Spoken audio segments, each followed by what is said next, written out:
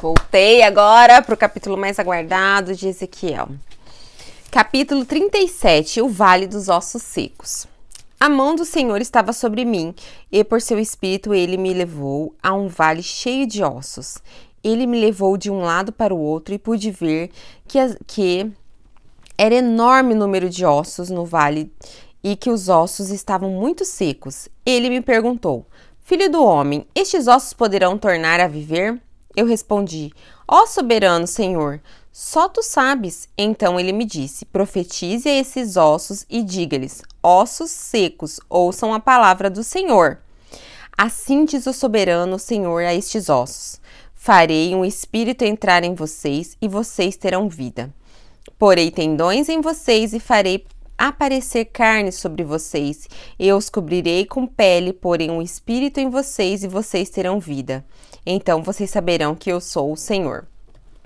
Gente, é tão profunda esses versículos aqui, porque aqui Deus está mostrando para a nação de Israel que ela vai ser restaurada. Só que Deus não vai e fala assim, levantem e andem. Ele vai passo a passo. Olha aqui como ele fala, gente. Porei tendões em vocês e farei aparecer carne sobre vocês e cobrirei com pele, porei um espírito em vocês. É um passo a passo. Primeiro ele vai fazer os tendões, depois ele vai pôr a carne, depois ele vai pôr a pele, depois ele vai pôr o espírito. Isso quer dizer o quê? Que uma restauração, gente, não é estou restaurado. Às vezes as pessoas não têm nem paciência para Deus trabalhar na vida delas. Talvez esse seja o maior problema do ser humano, falta de paciência. Porque muitas vezes a pessoa fala assim, não, eu vou aceitar Jesus, eu vou viver para Deus, e aí quer a vida toda, que tem uma vida destruída, tem uma vida arrebentada, quer que a vida toda num passe de mágica se transforme. Gente, nós não aprendemos nada da noite pro dia, para começar, né? Só para começar, o ser humano não tem a capacidade de aprender nada da noite pro dia. Tudo requer esforço, tudo requer atenção, tudo requer que você esteja ali para estar trabalhando em cima disso. Então, Deus também precisa de ir passo a passo trabalhando na sua vida. Se a sua vida está totalmente fora do eixo, não vai ser do dia para a noite que ela vai consertar. Não tem como, é impossível. Eu tive a minha vida restaurada, mas foi um trabalho de dia a dia. E exigiu de mim esforço também. Porque nada também acontece se o ser humano fica sentado esperando as bênçãos, tudo cair do céu. Não, exige de você um esforço também, mas tudo. Seja você aprender a dirigir, seja você aprender a falar um novo idioma, tudo na sua vida vai exigir esforço e dedicação. E ter uma vida restaurada também exige esforço e dedicação. Principalmente querer que isso aconteça. Então aqui Deus mostra que ele vai estar restaurando a nação de Israel, mas que também é um passo a passo, que nada vai acontecer do dia para a noite. Também vai depender deles voltarem o coração para Deus. Porque se eles continuarem obstinados, continuarem na teimosia, continuarem no pecado, também não vai acontecer essa restauração, certo? Então vamos continuar aqui. Eu profetizei conforme a ordem recebida. Enquanto profetizava, houve um barulho, um som de chocalho, os ossos se ajuntaram, osso com osso. Olhei e os ossos foram cobertos de tendões e de carne, e depois de pele, mas não havia espírito neles. A seguir, ele me disse: profetize ao espírito, profetize, filho do homem, e diga-lhes: assim diz o soberano Senhor. Venha desde os quatro ventos, ó espírito, e sopre dentro desses mortos para que vivam. Gente, houve toda uma reconstrução do corpo para depois o espírito vir e o corpo receber esse espírito para que realmente tivessem vida. Então, o que a gente pode entender em relação a isso? É que assim, você vai pouco a pouco sendo trabalhado, sendo moldado, e de repente você tá tão sintonizado com Deus, você tá tão dentro da graça, você tá tão coberto por ela, que a sua vida, você ganha uma vida nova. É assim que acontece, você ganha uma vida nova, você ganha um fôlego, que é onde você respira e parece que você realmente nasce das cinzas. Porque quando você olha a sua vida passada e quando você olha a sua vida restaurada, é como se você tivesse das cinzas surgido e renascido novamente. Assim como se você fosse um osso seco, como se você não tivesse mais nada ali, como se ali não surgisse mais vida, mas Deus é capaz de dali, do nada, fazer surgir uma nova vida, com o sopro dele, com o espírito dele. E é algo transformador, é uma experiência surreal que eu desejo que todos recebam em suas vidas. Esse é meu desejo real de coração, que todos possam receber em suas vidas o amor de Deus e possam sentir essa transformação real, que você possa. Eu não tô dizendo aqui que depois que você aceita Jesus, que você tem Deus na sua vida, que você recebe a graça, que todos os dias você vai acordar sorrindo, que todos os dias você é perfeito, que você nunca mais vai ter problema, que o mundo vai ficar cor-de-rosa. Não acontece isso. Mas é a maneira como você vai estar encarando dali pra frente quando você tem Deus na sua vida. Às vezes você cai um tombo tão feio de cara no chão, você vai levantar, vai passar metiolate nas suas feridas e vai continuar andando. Independente do que acontecer. Essa é a diferença de quem tem a graça de Deus e de quem não tem. Entende? Quando a gente fala assim, o pecador lá na cruz foi salvo, está no paraíso com Jesus. Gente, vocês acham que foi melhor pra ele? Foi salvo no último minuto? Vocês acham realmente que isso foi bom pra ele? Não, gente, porque ele teve uma vida desgraçada todo o tempo.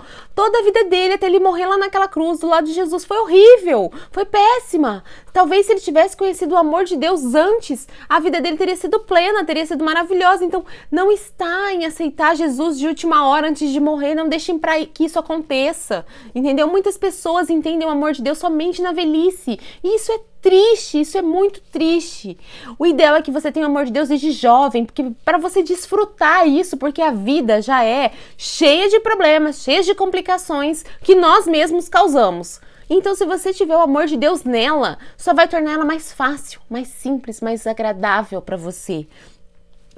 Menos complexa de encarar tudo que você vai encarar pela frente. Quando você tem um pai para quem pedir, um pai para quem olhar, que tá ali o tempo todo, isso não quer dizer que tudo vai ser perfeito. Não aceite a Jesus, não encare essa vida como tudo será perfeito. Mas eu garanto a vocês que vocês terão uma nova visão de mundo se fizerem isso de coração aberto, de coração fiel. E isso, gente, é algo assim que só quem vive sabe. E para você viver isso, só você querendo muito, você querendo de verdade, ok? A seguir ele me disse, profetize ao Espírito, profetize, filho do homem, e diga-lhe, assim diz o soberano Senhor, venha desde os 4 ventos, ó Espírito, e sopre dentro desses mortos, para que vivam. Profetize conforme a ordem recebida, e o Espírito entrou neles, e eles receberam vida, e se puseram em pé. Era um exército enorme. Então ele me disse, filho do homem, estes ossos são toda a nação de Israel. Eles dizem, nossos ossos se secaram e nossa esperança se desvaleceu. Fomos exterminados. Por isso profetize e diga-lhes, assim diz o soberano Senhor, ó meu povo, vou abrir os seus túmulos e fazê-los sair. Trarei vocês de volta à terra de Israel. E quando eu abrir os seus túmulos e os fizer sair, vocês, meu povo, saberão que eu sou o Senhor. Porei o meu espírito em vocês e vocês viverão, e eu os estabelecerei em sua própria terra. Então vocês saberão que eu sou o Senhor. Falei e fiz palavra do Senhor. Ok? E aqui Deus faz a promessa de restaurar Israel. Naquela época o contexto dizia isso, que era uma palavra de restauração. E se você pegar daquela época e trazer para agora, é exatamente o mesmo contexto, uma palavra de restauração. Deus quer restaurar vidas, Deus quer restaurar pessoas que estão aí arrebentadas pelo mundo. Certo? Uma só nação e um só rei.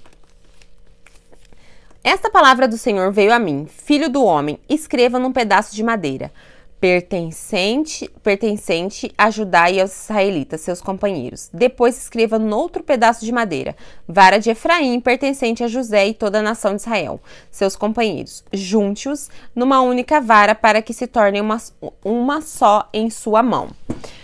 Quando os seus compatriotas perguntarem,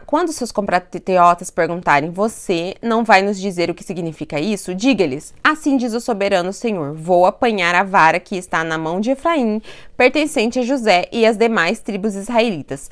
Suas companheiras, vou juntá-las à vara de Judá. Assim farei delas um único pedaço de madeira e elas se tornarão uma só na minha mão.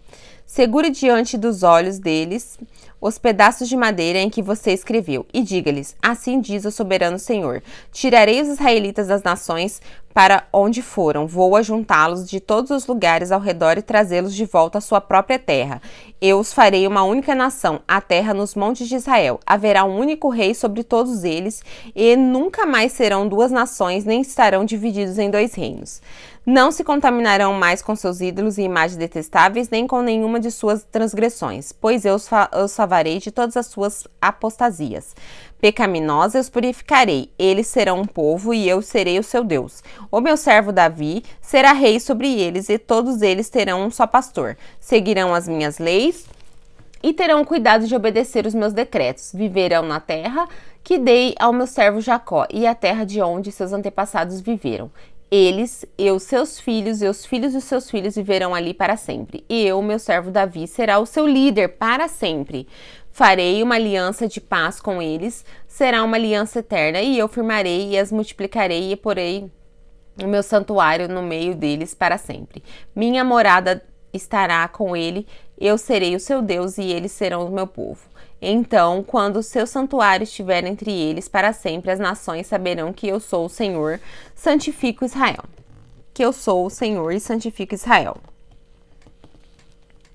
Então, vamos lá. Capítulo 38, profecia contra Gog. Veio a mim esta palavra do Senhor, filho do homem. Vire o rosto contra Gog, da terra de Magog, o príncipe maior de Meseque e de Tubal. Profetize contra ele e diga: assim diz o soberano Senhor, estou contra você, ó Gog, príncipe maior de Meseque e de Tubal. Farei você girar, porei anzóis em seus queixos, e farei sair com todo o seu exército, seus cavalos, seus cavaleiros totalmente armados, e uma grande multidão com escudos grandes e pequenos, todos eles brandindo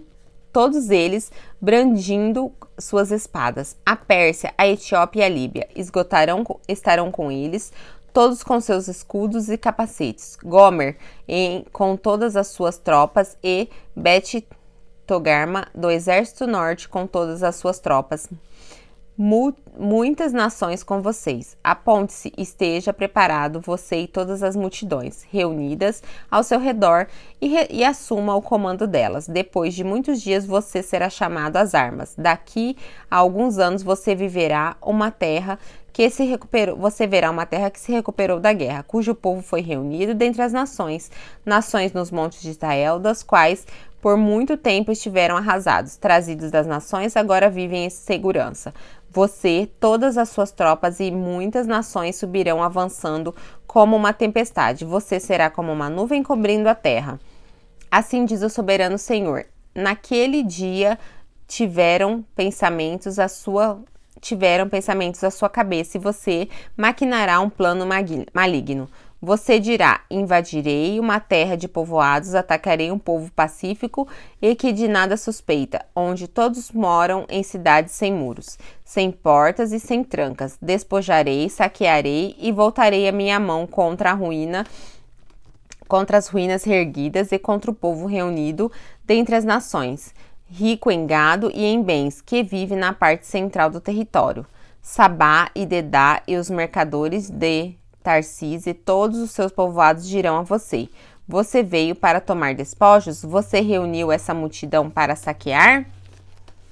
Levar embora prata e ouro, tomar o gado e os bens e apoderar-se de muitos despojos?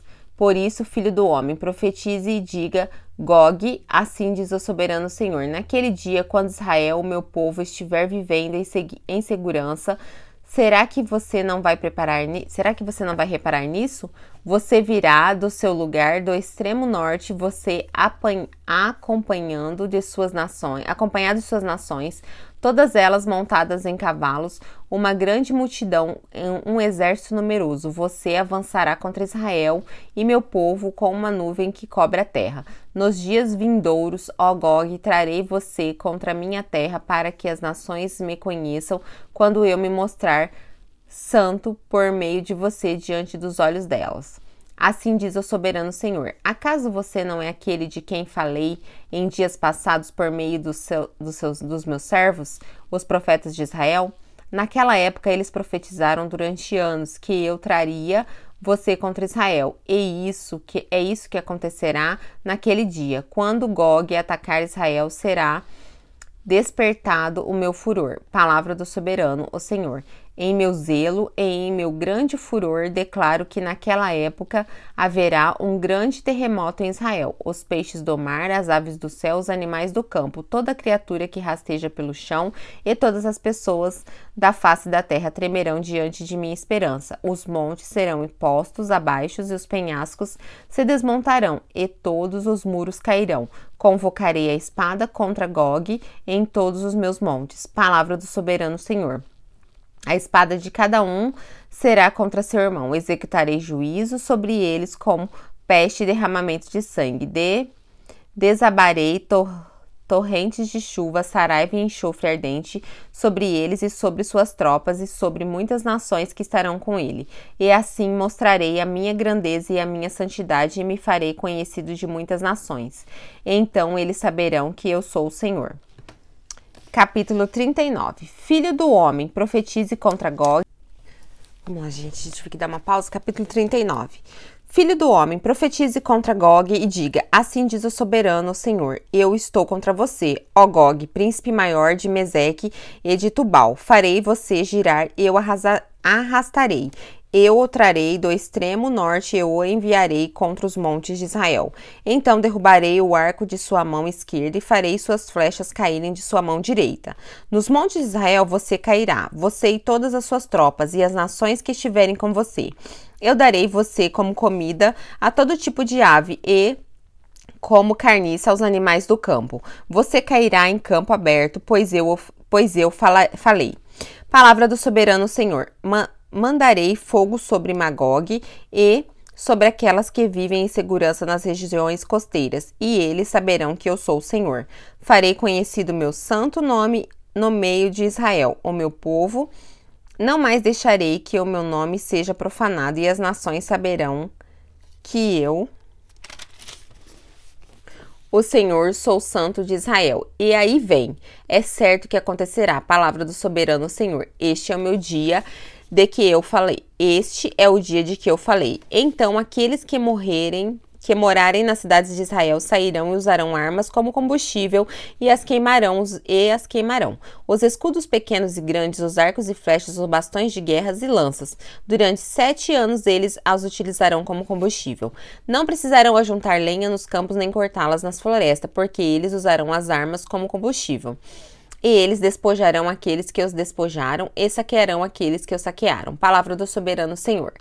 Naquele dia darei a Gog um túmulo em Israel, no vale dos que viajam para o oriente na direção do mar.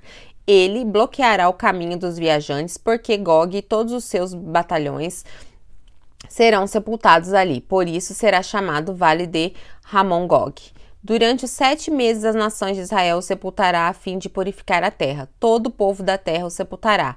E o dia em que for glorificado será para eles um dia memorável. Palavra do soberano Senhor. Depois de 7 meses serão contratados homens para percorrer a terra e sepultar os que ainda restam. E assim a terra será purificada. Quando estiverem percorrendo a terra e um deles vir um osso humano, fincará um marco ao lado do osso até que os coveiros a sepultem no vale de Edom-Gog. Também haverá ali uma cidade, a qual se dará o nome de Ramona. E assim eles purificarão a terra. Filho do homem, assim diz o soberano Senhor, chame todo tipo de ave, todos os animais do campo. Venham de todos os lugares ao redor e reúnem-se para o sacrifício, pois estou preparando para vocês o grande sacrifício nos montes de Israel. Ali vocês comerão carne e beberão sangue, comerão a carne dos poderosos e beberão sangue dos príncipes da terra. Como se eles fossem carneiros, cordeiros, bodes e novilhos, todos eles esses animais gordos de Bazã. No sacrifício que estou preparando para vocês, comerão a gordura até empanturrar-se e beberão sangue até embriagar-se. À minha mesa vocês comerão sua porção de cavalos, cavalheiros e homens poderosos e soldados de todo tipo. Palavra do soberano Senhor. Exibirei a minha glória entre as nações e todas as nações verão o castigo que eu trouxer, a mão que eu que eu trouxer a mão que eu colocar sobre eles. Daquele dia em diante, a nação de Israel saberá que eu sou o Senhor, seu Deus, e as nações saberão que os israelitas foram para o exílio por sua iniquidade, porque se foram infiéis. Por isso, escondi deles o meu rosto e entreguei nas mãos dos seus inimigos, e eles caíram à espada. Trarei com eles de acordo a sua impureza e as suas transgressões, e escondi deles o meu rosto. Gente, só voltando aqui, nesse pedaço aqui, ó. A minha mesa comerão a porção dos cavaleiros, dos cavalos cavaleiros, de homens poderosos, soldados de todo tipo. Palavra do soberano Senhor. Essa parte aqui mostra o poder de Deus sobre os nossos inimigos, tá? Mostra que quando a gente está com Deus, os nossos inimigos não significam absolutamente nada. Porque o poder de Deus é tão grandioso sobre nossa vida que não há inimigo que possa resistir, e Deus entrega realmente os inimigos em nossas mãos quando nós somos fiéis a eles.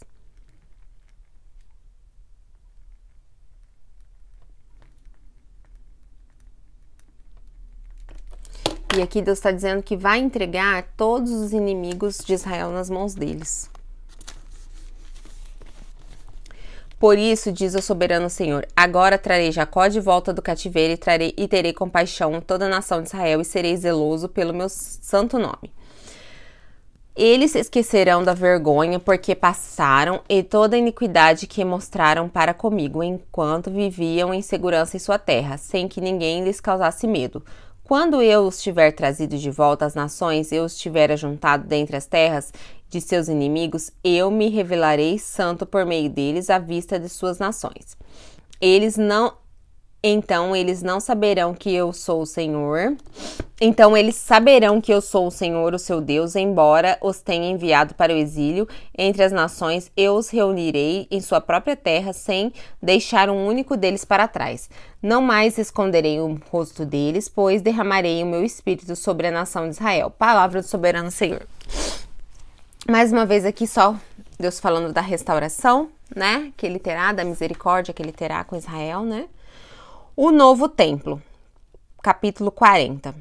No início do 25º ano do exílio, no início do ano, no 10º dia do mês, no 14º ano, depois da queda da cidade, naquele exato dia a mão do Senhor esteve sobre mim e ele me levou para lá. Em visões de Deus ele me levou a Israel e me pôs no monte muito alto, sobre o qual no lado sul haviam alguns prédios que tinham a aparência de uma cidade. Ele me levou para lá e eu vi um homem que parecia de bronze. Ele estava em pé junto à entrada, tendo em sua mão uma corda de linho e uma vara de medir. Ele me disse, filho do homem, fixe bem os olhos e procure ouvir bem e preste atenção a tudo o que vou mostrar a você, pois para isso você foi trazido aqui. Conte à nação de Israel tudo o que você vai ver. O portal oriental. Vi um muro que cercava completamente a área do templo. O comprimento da vara de medir na mão do homem era de 6 medidas longas, cada uma com meio metro. Ele mediu o muro, que tinha 3 metros de espessura e 3 metros de altura. Depois ele foi até a porta que dá para o oriente, subiu seus degraus e mediu a soleira da porta, que tinha 3 metros de extensão. As salas das guardas tinham 3 metros de comprimento e 3 metros de largura, e as partes entre elas tinham 2,5 metros de espessura. A soleira da porta junto ao pórtico de fronte do templo tinha 3 metros de extensão. Depois, ele mediu o pórtico, que tinha 4 metros de extensão e seus batentes tinham 1 metro de espessura. O pórtico estava voltado para o templo. Da porta oriental para dentro havia 3 salas de cada lado e as 3 tinham as mesmas medidas e as faces das paredes salientes. De cada lado vinham as mesmas medidas. A seguir, ele mediu a largura da porta. A entrada era de 5 metros e seu comprimento era de 6,5 metros. De frente de cada sala havia um muro de meio metro de altura e os nichos eram quadrados com 3 metros em cada lado. Depois ele mediu a entrada e a partir do alto da parede do fundo de uma sala até o alto da oposta. A distância era de 12,5 metros de abertura de um parapeito até a abertura do parapeito oposto, e mediu ao longo das faces as paredes salientes por toda a parte interna da entrada. Era 30 metros. A medida era até o pórtico que dá para o pátio. A distância desde a entrada da porta até a extremidade do seu pórtico era de 25 metros. As salas e as paredes salientes dentro da entrada eram guarnecidas de estreitas aberturas com parapeito ao redor. Como pórtico, as aberturas que os circundavam davam para a parte interna. As faces das paredes salientes eram decoradas com tamareiras. Vou parar aqui para não ficar muito longo o vídeo, gente. Então, a gente continua no próximo vídeo, tá bom? E foi uma bênção essa parte aí de Ezequiel que a gente pode estar lendo. Foi muito bom, foi muito edificante. E foi mostrando aí que Deus está querendo restaurar pessoas. Assim como Ele quis restaurar a nação de Israel, Ele está querendo restaurar pessoas. Acredite, creia nisso, ok? E a gente continua amanhã no próximo vídeo. Beijos e fiquem com Deus.